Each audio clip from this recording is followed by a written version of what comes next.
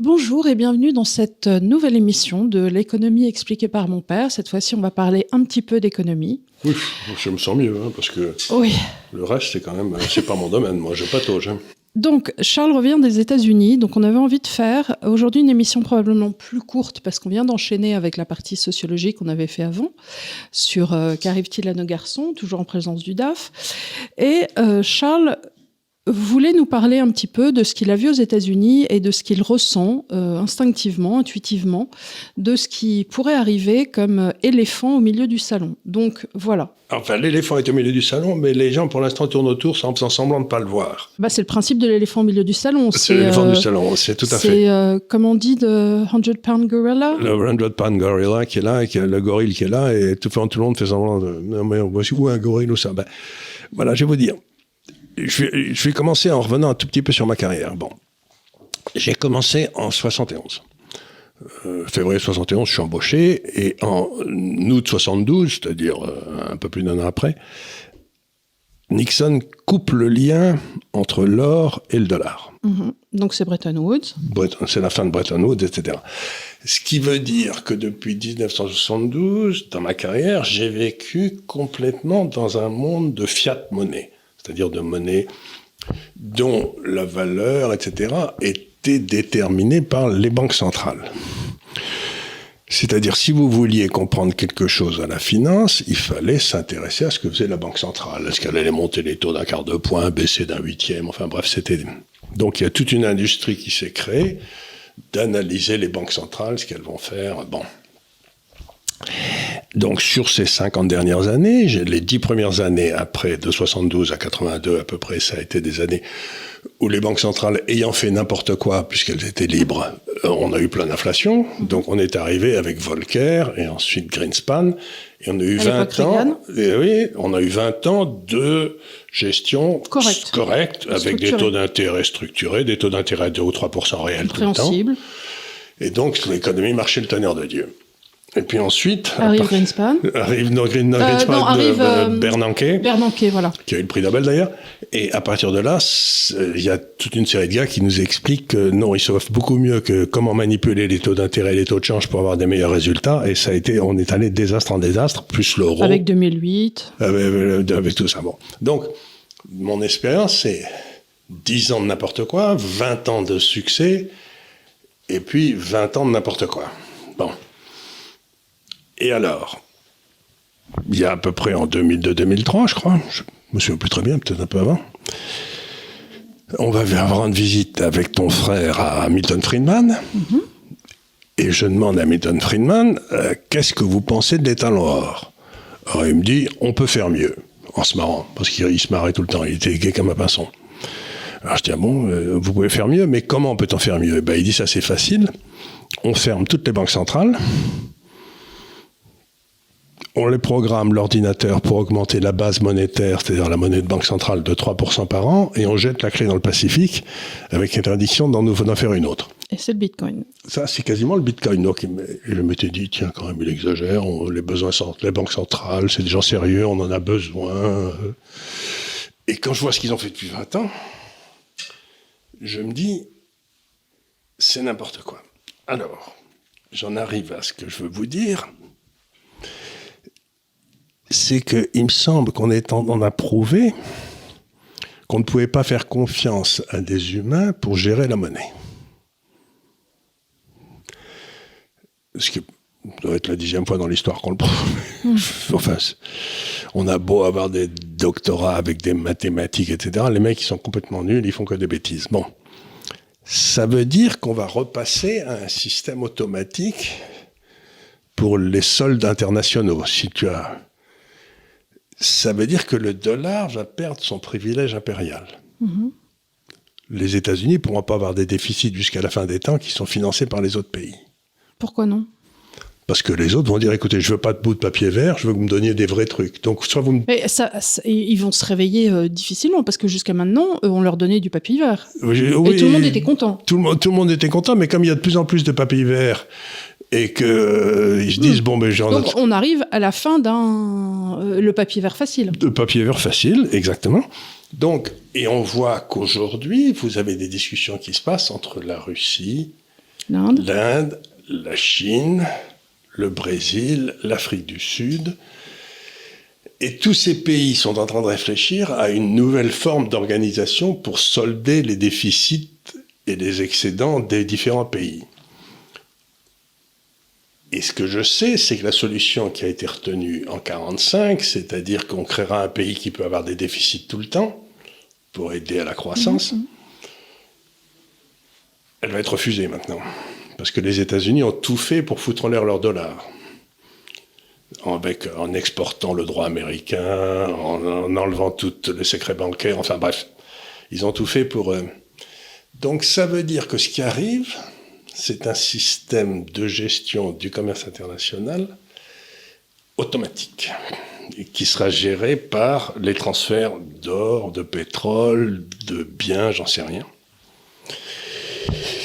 Et ça va être extraordinairement douloureux pour tous les pays qui ont des déficits de leur commerce extérieur, parce que si d'un seul coup, plus personne te prête de l'argent, qu'est-ce que tu fais ? Nous, on est en déficit de commerce extérieur. Il y a nous, il y a la Grande-Bretagne, il y a les États-Unis, qui ont des déficits absolument monstrueux. Il y a un certain nombre de pays européens. Et donc... Nous, on est même déficit alimentaire maintenant. Nous, maintenant, même un déficit alimentaire. Donc, ce que je veux dire par là, c'est que cette espèce de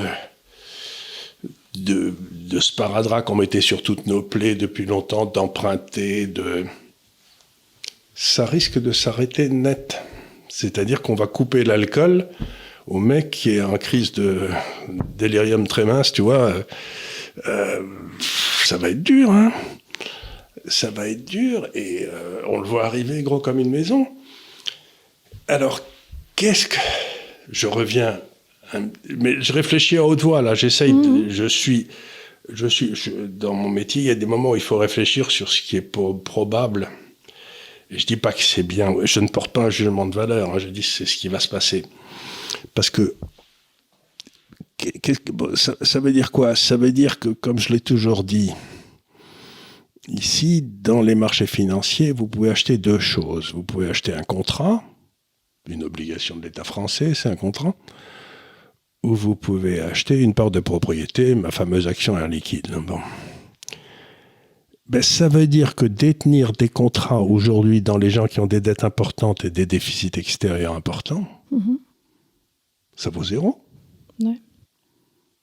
Que tu aies toutes les actions en liquide, c'est très bien. Moi, ça ne me gêne pas, parce que ça vaudra quelque chose dans 10 ans.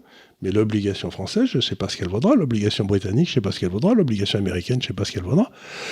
Or, la masse des obligations dans le monde émises par les États souverains du type de l'OCDE, c'est à peu près 2 fois la capitalisation boursière des actions. C'est-à-dire qu'il y a un pognon gigantesque qui est du faux pognon, une fausse richesse qui a été créée et qui risque de disparaître. Oui. Voilà, mais je sais pas trop.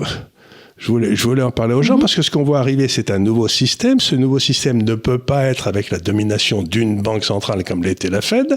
Ce sera un système coopératif,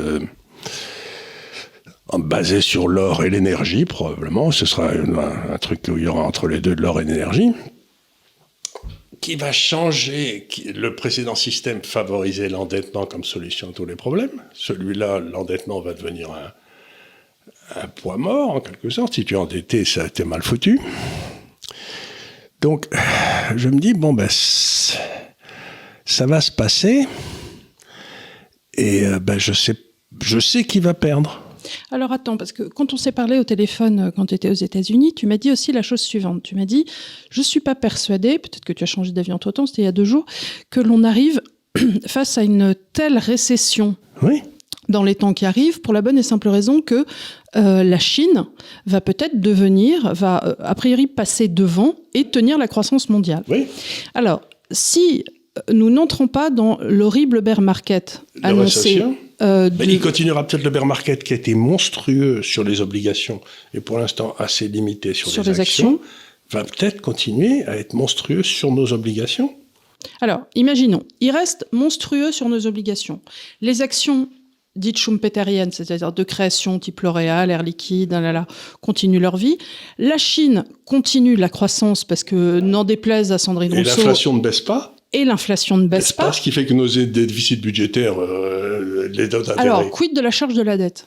La charge de la dette explose. On est d'accord. Donc, la charge... Et qu'est-ce qu'on fait ? Qu'est-ce qu'on fait ? Ce qu'il faut, c'est... il faut créer de la croissance à tout prix. Qu'est-ce que va faire Bruno Le Maire ? Qu'est-ce que va faire Bruno Le Maire ? Je sais pas, il va... Où est-ce qu'il voulait aller déjà, lui Au FMI. Au FMI, voilà, il voulait au FMI parce que mais on ne peut pas se passer de nos cerveaux, je l'ai dit et je le répète. Mais dès qu'il sera au FMI, il pourra s'occuper de la France. Oui, parce que c'est là où on arrive.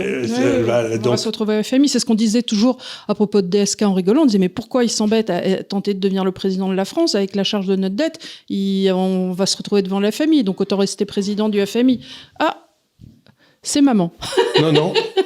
Ah, c'est pas la musique que tu lui as mis ? Non, c'est pas ça. Donc, ce que je veux dire par là, c'est qu'on va vers un changement de système monétaire parce que les États-Unis ont complètement abusé du système précédent.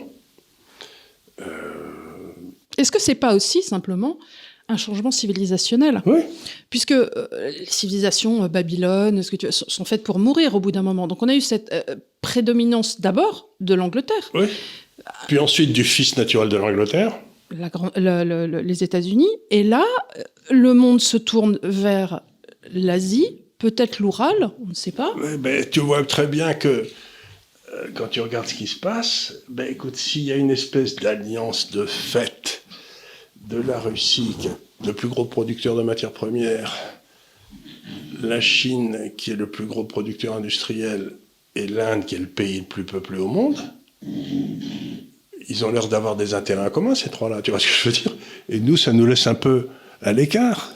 Nous, si tu veux, la seule façon pour nous de sortir notre épingle du jeu, c'est ce qu'a dit le petit-fils du général de Gaulle. Il s'est fait amplement insulter sur le réseau, mais c'est de se dire, écoutez, nous, on avait réfléchi les alliances européennes en incluant la Russie, encore une fois, indépendamment, complètement, en pensant simplement en termes géographiques et non pas du tout en termes politiques et en dehors de toute référence à Vladimir Poutine, simplement pour dire voilà, en termes de structuration des nations et d'échange de richesses sur un territoire lisse, sans eau. Logiquement, il y aurait dû avoir un accord, absolument ce que j'ai essayé de faire Schröder d'ailleurs, entre l'Allemagne et la Russie, et ça aurait été Mais c'est ce à quoi les États-Unis sont opposés avec la Pologne et d'une certaine façon la France. Mais ce que je veux dire par là, c'est qu'aujourd'hui, pour moi, ce qui apparaît évident, c'est que le système monétaire que nous avons basé sur le dollar n'est plus crédible. Il n'y a plus la confiance, puisqu'ils ont volé les réserves de change.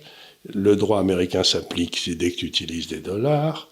Tu n'as plus de secret bancaire. Ils veulent maintenant aussi coller supprimer le cash, tu sais, pour tout. Donc, il y a un désir de ce monde qui germe des États-Unis de contrôler ce que tout le monde fait avec son argent. Alors, la vraie question, ça reste quand même aussi quid des pétrodollars, quid de l'Arabie Saoudite ? Ils ont plein d'argent, et quid des 3 000 milliards de dollars que la Chine a en réserve de change ? Oui. Ça va aller à zéro, ça. Ils vont les liquider au fur et à mesure ? Non, sur ça va tomber avec l'inflation. Ça baissera de plus en plus. Mais enfin, 3 000 milliards, tu les fais pas baisser comme ça. Non, ça va. Mais quand la livre a cessé d'être une monnaie de réserve, c'est-à-dire dans les années 40-45, ils sont rentrés dans cette période avec ce qu'on appelait les sterling balance, les balances sterling, qui étaient détenues par le Koweït ou des pays comme ça, l'Irak, qui avaient plein de sterling parce qu'ils avaient vendu du pétrole. Ils avaient reçu des sterling. Et ils ont disparu avec l'inflation qui est montée à 20-25%, et puis ça... Voilà. Et donc là, toi, quand tu regardes les situations... Donc il va y avoir un transfert de richesse gigantesque. D'accord. Et probablement un transfert de richesse de continent ? De continent, c'est-à-dire qu'on voit très bien que là où ça va se passer, c'est s'ils réussissent à faire une monnaie qui couvre la Russie, les matières premières, la Chine, l'industrie, et l'Inde, la population, et peut-être le Brésil aussi, une façon d'équilibrer entre l'or, l'énergie, les matières premières, le dollar est foutu. J'ai vu que le Brésil et l'Argentine voulaient faire une sorte de monnaie commune. Oui, ça c'est... On n'en pense pas tellement du bien. Le Brésil et l'Argentine, c'est que si tu non, mets... parce que simplement, j'ai envie de dire... Avec Lula qui vient d'être élu, si tu mets deux bourricots ensemble... C'est ce que j'allais dire, si tu mets deux bras cassés, je vois pas très bien pourquoi ça avancerait mieux. Tu mets deux bourricots, ça fait pas un cheval de course. Ça va direct au musée de la dette, encore. Ça va direct au musée de la dette, ça leur permettra peut-être d'émettre de nouvelles dettes, mais je pense que Lula, il a pas la majorité à l'intérieur du Congrès pour faire ce qu'il veut, donc ça ira pas loin. Mais par contre, ce qui se passe dans le domaine monétaire, avec ce qu'on appelle les BRICS, c'est à laquelle se joindra peut-être justement l'Algérie ou j'en sais rien. Il se passe quelque chose dans les négociations monétaires internationales. Quand le XI vient en Arabie Saoudite, quand l'autre, celui qui gère l'Arabie Saoudite va faire un tour voir Poutine, etc., ces types se parlent beaucoup. Et ils ne peuvent pas ne pas parler de ce qui est essentiel, c'est-à-dire leur perte de souveraineté que maintenant les États-Unis ont organisée depuis 20 ou 25 ans. Oui, et puis, chose dont on a souvent parlé aussi, l'extraterritorialité du dollar. Ça, c'est pas possible. Qui, quand tu es un pays avec une certaine force, une certaine visibilité, tu te dis, mais enfin, de quel droit J'ai gagné ces dollars, j'en fais ce que je veux. Quoi. Voilà, et l'espèce de ça, c'est en 2010-2012, ils ont fait ça. Depuis September 11, déjà, il y a eu des accords qui bancaires. Me force à dire que je suis pas criminel. Voilà. Et puis des Y2K qui sont partis un peu de partout, des W8. Enfin, maintenant, dès que tu détiens un tout petit peu de patrimoine américain, tu es obligé de remplir des papiers. Et surtout... Des compliance officers. Des compliance officers. Moi, là, j'ai des amis qui travaillent dans des banques suisses, etc. Les banques suisses, maintenant, refusent des clients américains.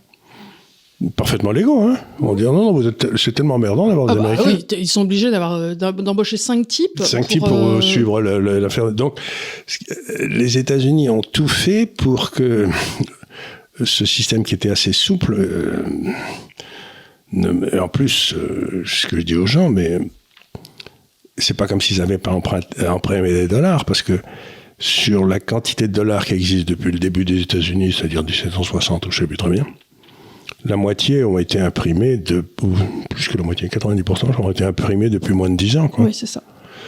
Donc tu te dis, mais ils ont fait marcher la planche à billets, mais comme des malades. C'est ce que je te disais sur l'inflation aux États-Unis, qui, à mon avis, est beaucoup plus forte que ce qui ressort dans les chiffres. Mais c'est exactement... Tu vois, en France, ils se galvanisent... Enfin, ils se...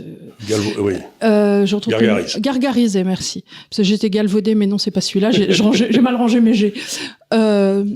Du fait d'une soi-disant inflation à 5,6. Enfin, tu vois bien, ne serait-ce que dans l'alimentation, que tu es facilement à 12, sur certains produits à 20.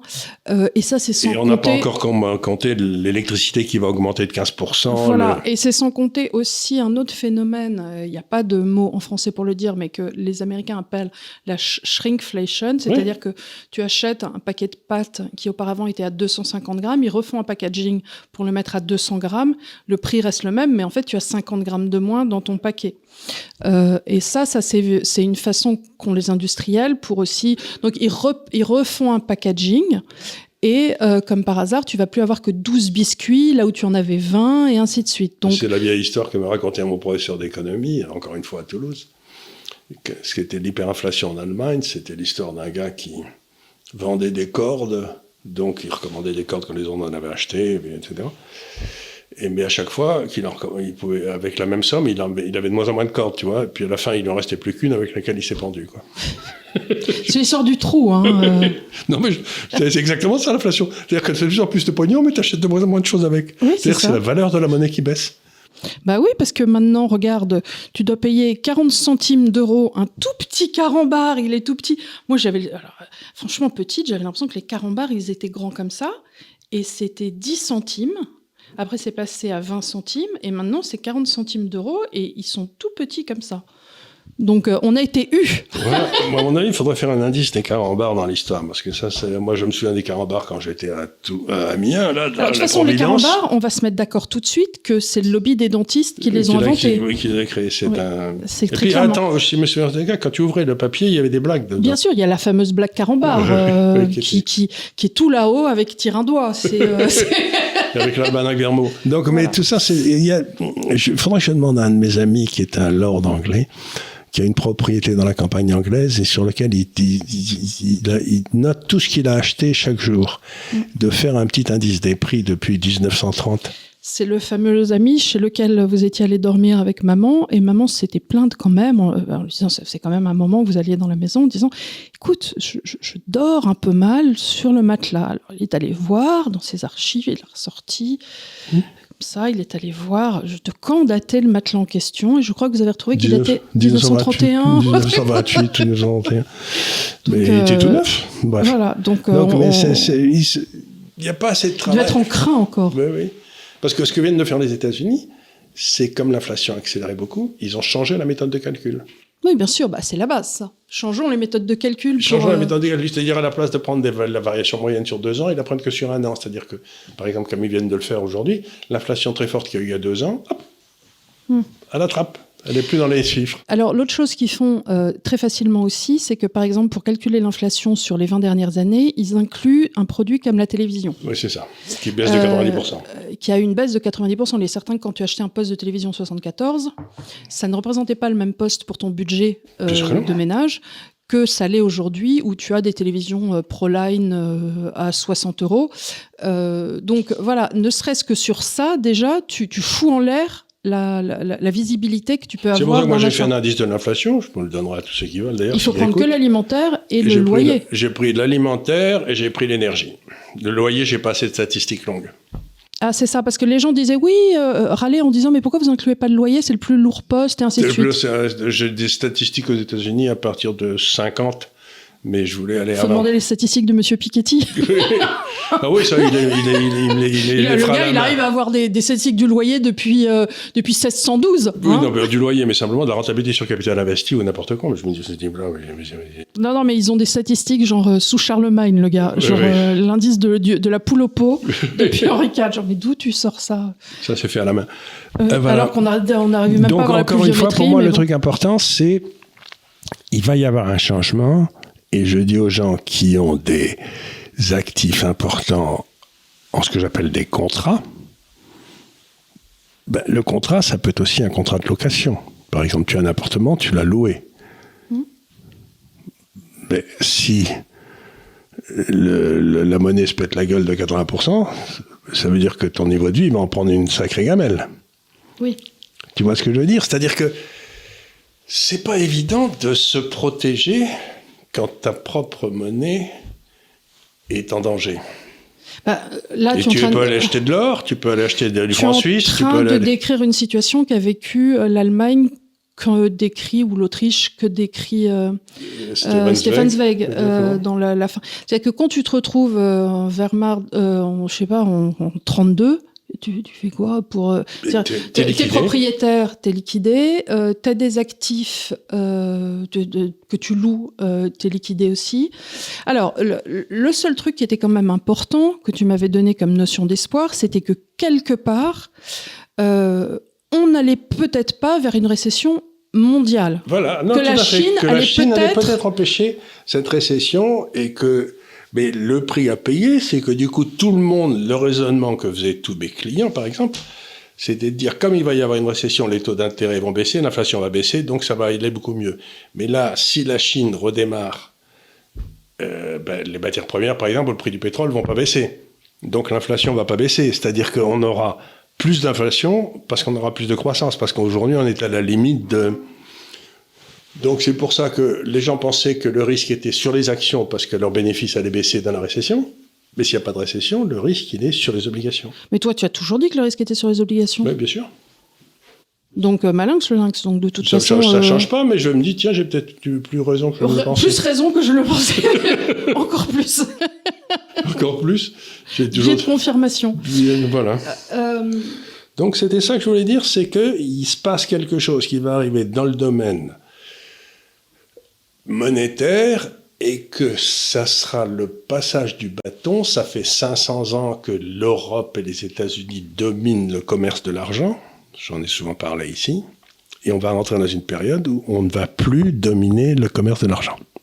Alors, j'ai vu une vidéo sur Internet à propos du Covid et de la Chine. Et cette dame chinoise disait que les autorités chinoises auraient menti. Alors ça, j'arrive pas à le croire parce que c'est pas du tout l'argent. Et qu'il y aurait eu en fait 4 millions de morts du Covid en Chine. Bon, 4 millions de morts, ils sont 1 400 000. 1 400 000. 1 400 millions. C'est pas possible. Ouais. Attends, 4 millions de morts. Oui, mais nous, ça on fait attend... 0,3%, c'est ce qu'on a eu, nous.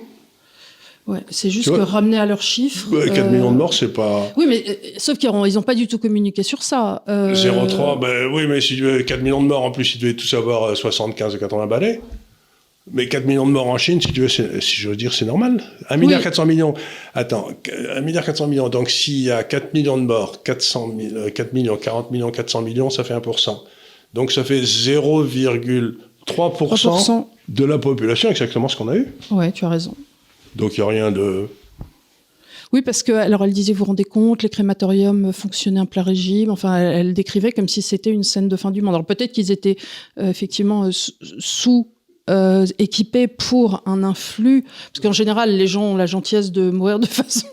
Ils meurent tous en hiver. Tu as une pique de mortalité toujours en janvier, février, mars, qui est terrible. Entre les fêtes, c'est terrible. Entre les fêtes, il y a à chaque fois les gens tiennent jusqu'à Noël. Les gens tiennent jusqu'à Noël, et puis s'ils sont pas morts en février-mars, ils tiennent jusqu'à l'année d'après. C'est-à-dire ils meurent assez peu. Ils ont une espèce de pic de mortalité comme ça qui se passe toujours en janvier-février. Écoutez, bon à savoir. C'est le moment où il faut regarder les annonces pour les appartements, alors. Voilà. Mais c'est passé, voilà. Donc, je crois qu'on va rester là. Mais simplement, il faut que vous appreniez à suivre dans les journaux les nouvelles qui sont dans le bas de page en 5, vous savez, le Brésil et l'Arabie Saoudite qui discutent, mais de quoi discuter ? Oui. C'est l'arbre qui cache la forêt. Voilà, il y a des choses qu'il faut regarder en se disant, tiens, pourquoi ces gars-là discutent ? De quoi discutent-ils ? Et surtout, vous ne croyez pas un mot de ce que vous dit la presse officielle sur ce qui se passe en Russie, ce qui se passe en Chine, sur ce qui se passe en... Je n'en crois pas un mot. Voilà, écoutez, c'était juste pour faire un rapide petit tour de piste, parce que ça faisait un moment qu'on n'avait pas parlé économie et de marché. Et puis la semaine prochaine, on fera peut-être une émission de questions, parce que ça fait un moment, donc je vais reposer le poste. Voilà. Et puis on vous dit donc avec bonne humeur à la semaine prochaine pour de nouvelles aventures et vos questions en nombre. Merci beaucoup. Merci de nous suivre.